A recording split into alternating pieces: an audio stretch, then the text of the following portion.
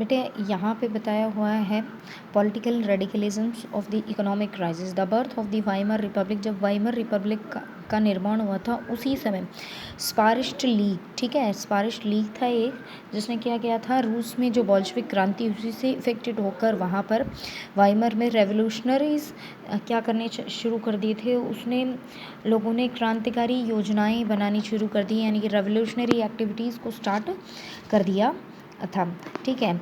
And उसके आगे है Soviet workers and the sailors are established many cities. और जैसे हमने लास्ट चैप्टर में पढ़ा था सोवियत ऑफ वर्कर्स और जो सेलर्स थे उन्होंने सोवियत बनानी शुरू कर दी थी। The political atmosphere in Berlin was changed with the demand of the Soviet style of government. जो सोवियतें थी तो बर्लिन के जो राजनीतिक व्यवस्था थी, राजनीतिक जो वातावरण था उसमें वो सोवियत स्टाइल की गवर्नमेंट की मांग करने लगी। लेकिन इसके अपोज्ड में जो सोशलिस्ट थे, डेमोक्रेटिक्स थे और कैथोलिक्स थे, उन्होंने उस वाइमर क्या किया, वाइमर जो गणराज्य था उसको स्टैब्लिश किया, ठीक है। वो अपोजिट में थे, सोवियत स्टाइल ऑफ गवर्नमेंट के अपोज्ड में थी। आगे है the Weimar Republic crushed the uprising with the help of the war veterans organisation called free cops.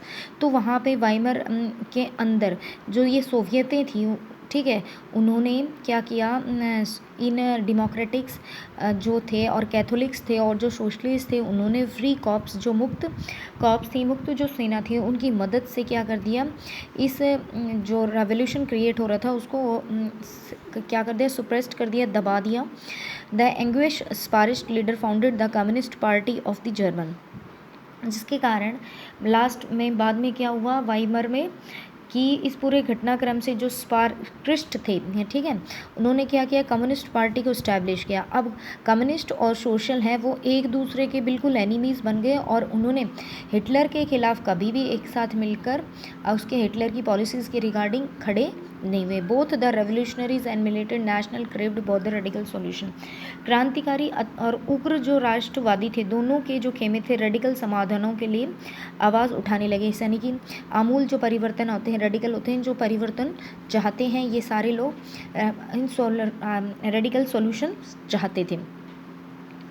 Political रेडिलिएशंस was only the heightened by the economic crisis of the 1920। राजनीतिक जो radicals थे, विचारों को सबसे ज़्यादा बेनिफिट कब मिला, जब यहाँ पर वाइमर में इकोनॉमिक क्राइसिस क्रिएट हो रहा था 1923 में। German was fought war largely on loan. German ने जो लड़ाई लड़ी थी वो बहुत सारी लोन लेकर लड़ी थी एंड उसे रीपेमेंट किस रूप में करनी पड़ती थी, गोल्ड के रूप में पड़ती थी, क्योंकि युद्ध की हार हुई तो उसके पास जो सोना था उसे जो लोन था वो वापस भी करना था, वह उसने गोल्ड के रूप में किया, जिसके कारण लगातार the depletion of gold reserve at the time of resource was के, लगातार उसके जो खनिज सोने के जो संसाधन थे जहाँ से सोना निकल रहा था वो ख़त्म होते चले गए या उनकी कमी होने लगी। 1923 इंपॉर्टेंट है, 1923 में जर्मनी ने क्या कर दिया, लोन को पे करने से रिफ्यूज़ कर दिया एंड फ्रेंच ऑक्यूपाइड, जिसके कारण फ्रेंच ने उसके जो इम्पोर्टेंट रूर, जो एक कोयला एरिया है, कोयला था बहुत, जहाँ पे इंडस्ट्रियल इलाके हैं रूर में, उनके उस पर अपना कंट्रोल कर लिया। जर्मनी रिलाइटेड and the passive resistance of the printing paper currency recklessly. और जर्मनी ने इसके अपोजिट में बहुत ज़्यादा मात्रा में क्या है, पेपर करेंसी छाप दी, वो करेंसी बहुत ज़्यादा प्रिंटिंग कर दी। द वैल्यू ऑफ, जिससे जर्मन मार्क की इंपॉर्टेंट है, जर्मन करेंसी, जर्मन मार्क क्या हो गया, डाउन चला गया। अप्रैल में US डॉलर, एक US डॉलर के मुकाबले कितनी थी, 24,000 मार्क के बराबर थी। जुलाई में वही होगी 3,53,000 मार्क हो गए। अगस्त में वही क्या हो गई, 46,21,000 मार्क हो गई। एट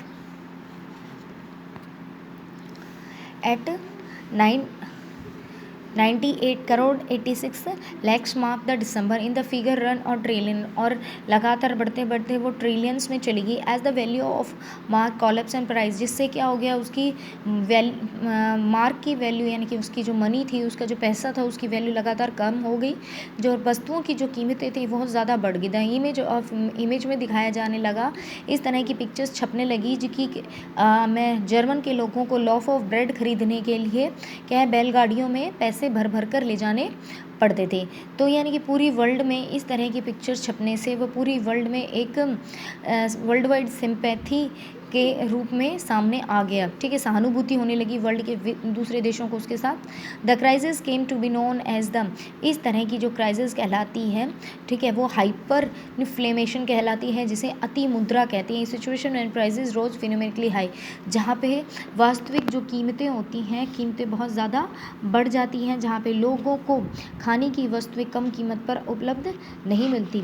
ठीक है, तो उनके लिए बहुत ज़्यादा पेमेंट उन्हें देना पड़ता है जब कीमतें बेहिसाब बढ़ जाती हैं, और उस स्थिति में को ही हम हाइफरमेशन कहते हैं। Germany evenly the German intervene the bailed Germany out of the crisis of इंटर ड्रास प्लान। तो अमेरिका ने जर्मन को इस तरह के क्राइसिस से बचाने के लिए डेविस प्लान बनाया। इंपॉर्टेंट है यहाँ से, ठीक है। वहाँ पे जर्मनी में किस तरह के क्राइसिस हुआ, ये हुआ था हाइफरमेशन। अमेरिका में उनको हेल्प करने के लिए क्या प्लान बनाया, Davis plan, which revoke the terms of the reparation of each केज financial burden of the Germans, जिसके अंदर क्या किया कि जो रीपेमेंट जो वो कर रहा था उसके अंदर फाइनेंशियली हेल्प करने के लिए जो टर्म्स रखी गई थी, जो उसे हर्जाना देना था, उसके अंदर जो कंडीशंस रखी गई थी उनको दोबारा से डिसाइड किया गया। द ईयर ऑफ डिप्रेशंस है, यहाँ पर मंदी वाला साल है। द ये 1924 में क्या है, कुछ स्टेबिलिटी, जर्मन की जो इकोनॉमी थी उसमें स्टेबिलिटी रही, लेकिन yet this was the built on the Sands, लेकिन ये बिल्कुल सिंपली यानी कि इस स्थिरता की नहीं थी, मानो रेत के ढेर पर खड़ी हुई थी, बिल्ट सैंड पर जैसे खड़ी रहती है। German investment industrial recover why the totally depend on short terms loans lonely by USA. इसकी जो अर्थव्यवस्था थी, जर्मनी जो निवेश था, औद्योगिक जो स्ट्रक्चर्स था, वो अमेरिका के क्या है लोन्स पर डिपेंड था, शॉर्ट टर्म्स जो लोन्स थे उस पर डिपेंड था। The sport of the withdrawal when the wall street exchange crashed in 1929। Important है यहाँ पर कि अमेरिका का जो वॉल स्ट्रीट है, वॉल स्ट्रीट यानी कि एक शेयर मार्केट है, सबसे बड़ा अमेरिका का सबसे बड़ा शेयर मार्केट है वॉल स्ट्रीट एक्सचेंज।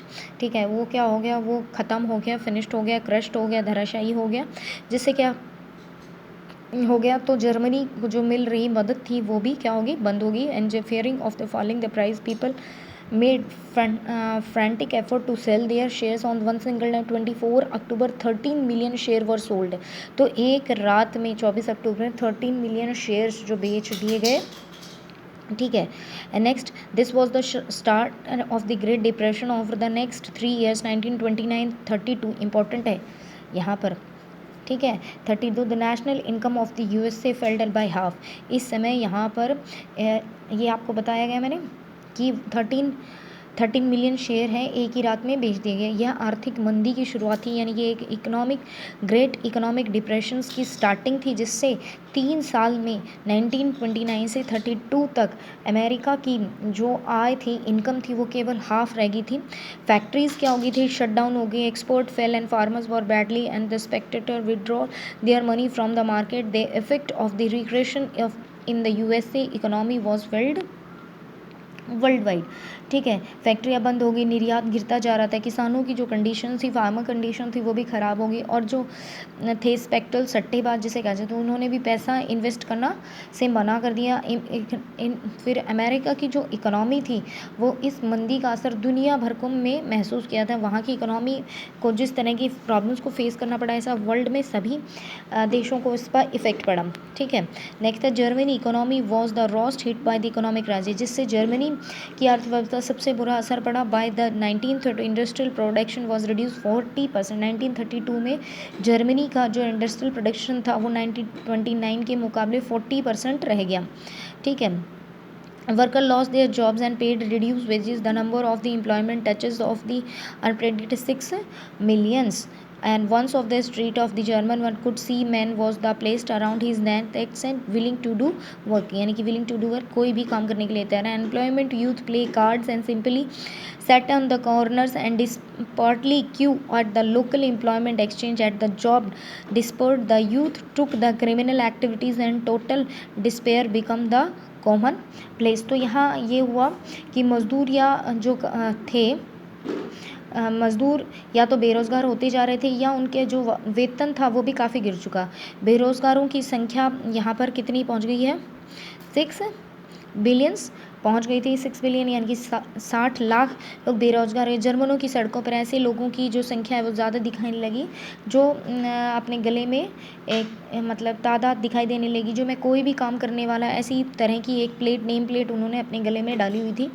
बेरोजगार जो यूथ जनरेशन्स थी वो बहुत सारा टाइम अपना कार्ड प्लेइंग खेलने में निकाल देती थी, ठीक है, या फिर नुक्कड़ों में झुंड लगाए रखते थे, या फिर रोज़गार दफ्तरों में लंबी लंबी क्यूज़ में, यानी कि जो भी एम्प्लॉयमेंट ऑफिसर्स थे वहाँ पर वो लाइनों में खड़े रहते थे, या फिर रोज़गार दफ्तरों में लंबी कतारों में। जैसे जैसे रोज़गार जो एम्प्लॉयमेंट्स थी वो ख़त्म होने लगी, तो जो यूथ थी वो क्रिमिनल एक्टिविटीज़ में क्या वो पार्टिसिपेट करने लगी, and total despairs become a common place. और चारों तरफ गहरी जो हताशा थी, लोग डिप्रेशंस में डिस्पर्ड हो गए, ठीक है। तो ये था इसमें